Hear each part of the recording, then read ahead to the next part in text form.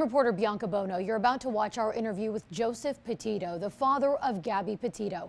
She's the young woman who was tragically murdered back in 2021. Her case captivated the country, and now her family has started the Gabby Petitio Foundation. Their mission is to help other families that have missing loved ones and do whatever they can to help bring those loved ones back home. Your name is going to be familiar to probably everyone that sees this story, but tell me what brought you out here to Arizona. David. David and I have been, friends now for a few years, since probably late 2021, early 2022, with his son Daniel and his story, and then he went missing June 23rd. I've always wanted to come out and help him, with the foundation. It kind of made it difficult, and I saw that this one was coming up, and I was like, I have to be there. So we did. We made that happen. I think one thing that has struck me in looking back at both your daughter's case and Daniel's case is that Daniel was last seen in June of 2021, and that was the same time that Gabby was going on her trip, and soon after your family would frankly be going through hell. What do you make of the fact that on two separate sides of the country, two families were both going to be searching for their kids?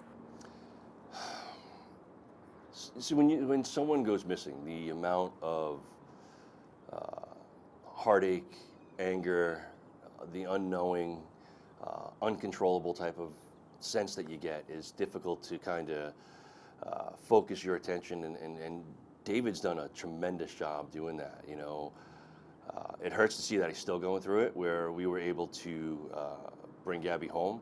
The reason I'm here is to try and bring up as much attention for David and Daniel's story, to hopefully get some answers. Like that's the goal of the search tomorrow. And if anybody's watching, they got some free time, they want to come on down to help. And listen, if you want to do a hike in the morning, it'd be a great time to do it, because David deserves it and Daniel needs to be found. You pointed out David is still going through this all these years later. That period of time when you and your family didn't know where your daughter was or what had happened to her, how can you even put that into words in terms of what you were going through as a parent?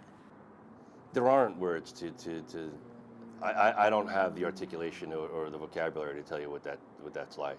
What I can say is that David's been doing that now for just about 4 years, and I can't even begin to fathom the type of strength that takes to do it for that long.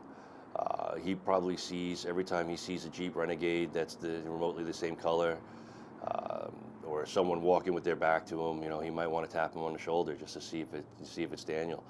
I know I went through that, and I can't imagine the strength it takes to do it for that long. We only did it for a couple weeks, and it's just, it kills me to see that he's still going through it. It hurts, I'll tell you that. It really does. Oftentimes when we cover these heinous cases, it feels like closure never comes. It doesn't exist. Have you found closure, or is that something that you are still working through? No, I haven't found it. It is my opinion that you don't get closure from the death of a child. That pain will always be there. I think it becomes more manageable at that point. Does it become any less? People like it eases over time. No. It's kind of the reasons why we do what we do now, because it helps kind of make sense of it, if that makes sense. Maybe in the long run I can help, with all the stuff that we've done, like, okay, maybe this was the reason, but until then, no, I do it so I don't go down that dark path, and because it's really easy that you can go down that rabbit hole, and I just don't want that to happen to me, my family, or David and his family. So the support is important. I have it, and I'm going to be supporting David and Daniel just the same. You and your family, given everything that you have gone through, you have shown so much grace and strength and compassion, and now finding the time to help others that are in the same position that you were once in. How have you found the strength to do this?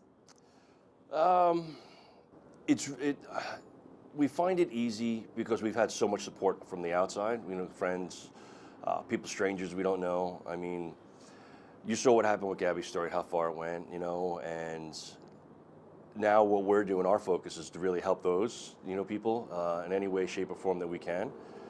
I can appreciate, you saying, those kind words. We see it as just being a nicer person, to be honest with you. It's really that simple. I hate to say it like that, but it really is. What has motivated you to help bring attention to cases that haven't gotten the same attention that your daughter's case did? So with Gabby's case, her case really took off after that Moab video came out. And what I think people did was they saw themselves as Gabby, because so many people are victims of domestic violence in one way, shape, or form. And I guess they identified with what she was going through, and I think that was part of the reasons why it went so far. Now, when it comes to other missing stories, listen, you want to put race or gender or anything else, in terms of the reason. Listen, there's validity to those arguments, but we know that some stories aren't getting the right attention, and what we want to do is just bring them to light and let others share them. There are so many reasons you can put it onto it, but at the end of the day, this is the problem. This is what we can do to fix that issue. And so let's do that. Share the stories. It's literally 2 taps of a thumb, especially on social media. It shouldn't be difficult to do. I don't know why it's not happening, but hopefully we'll lead by example. We'll share stories. People will share stories. And hopefully you guys will be able to play. Let's talk about the Gabby Petito Foundation and how you guys came up with the idea to start this. The idea was simple, to help people. Really, Nikki says, listen, this was something I want to start doing, and we were like, yeah, let's do that. And we're very lucky that there's 4 of us, because if it was just 2 of us, we couldn't do all the work. We really have our own niche of what we do when it comes to the foundation. So that's very beneficial when it comes to that respect. But the reason why we're here is to help, again, missing person stories. And Daniel's a story that needs to be told because he needs to be found. He needs to be brought home, at the very least, to help David get some answers and his family get some answers. We saw a lot of the shortcomings when it comes to domestic violence, when it comes to missing people, how they're handled, either through the media or with law enforcement. And really, we're not trying to reinvent wheels here. We're looking for best practices that people use around the country or around the planet, and try to bring them to our legislators and say, listen, here's a great thing that could be done in order to combat this. Why don't we focus on some stuff like that? And that's what we're doing. Given what you went through and what David has been going through, it feels like it's this club that no one wants to be part of, and only someone that has gone through that can truly understand what it feels like to be in that position. What I can tell you is the conversations that I have with families, they like to talk to someone who does understand, because there's emotions and there's feelings that you can't articulate. So when someone tells me their story, I don't have to sit there and tell them that I understand. They know it from the anguish that they see in my face, or from, they say the eyes are the window to the soul. They can look into my eyes as they're telling me this story. And I think they know that I do understand on the level that they're talking about. So I do find that to probably be helpful. I don't know for sure. What I can tell you is that I'm going to be there and try and help them as long as they want it.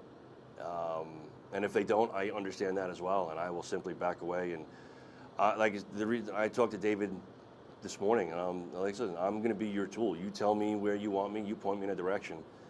That's what I'm doing. Whether you want me searching, whether you want me over here, it doesn't matter.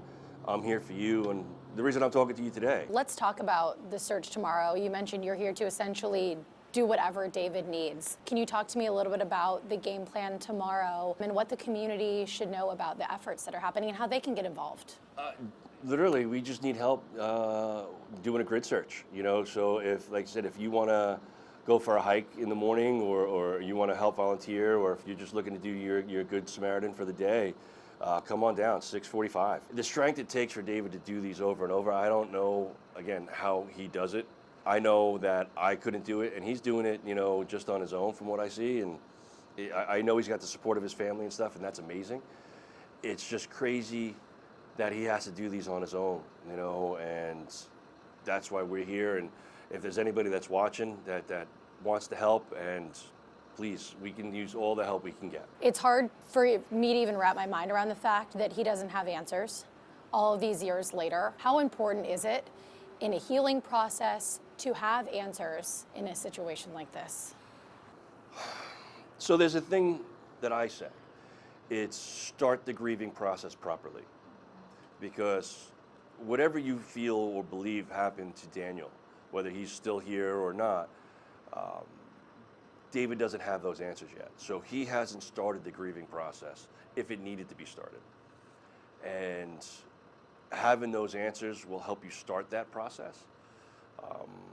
Right now, he's just in a holding pattern. And like I said, that strength that it takes to get there, the way he's been holding for such a long period for years, as well as other families, for years, Chelsea Grimm, Holloway, I mean, we can name the list, Cody Bigsby, I mean, we can go down this line, right? It amazes me the strength of families on how they can keep searching, because we only did it for a few weeks, and the amount of mental and emotional drain it has on people. That's one of the reasons why I'm here, because he's such an amazing and inspirational story that he keeps on doing this, and I just want to be a part of that and let people know that, listen, we're in this together we can, and together is how we're going to get the answers. I'm curious, what would Gabby think about the efforts that you guys are making to help other families? She'd probably laugh, like, why are you doing this in my name? You know what I mean? I hope we're making her proud. I hope we're doing her, making her happy that we're doing this. And I hope she sees, that we're making her proud. I hope she's happy that we're doing this for her, in her name, in her honor. She'd probably say that you guys are, being ridiculous, but that was her. So she was very much into trying to help people, and I guess that's where she learned it from. I have no idea. You're never going to heal from the death of a child. That's just never going to happen. But again, it becomes tolerable, manageable, and if people could take her story and Daniel's story and whatever and learn from it and try to find ways to help others, maybe it can help make sense of it. There's no person out there that's missing that doesn't deserve the same attention.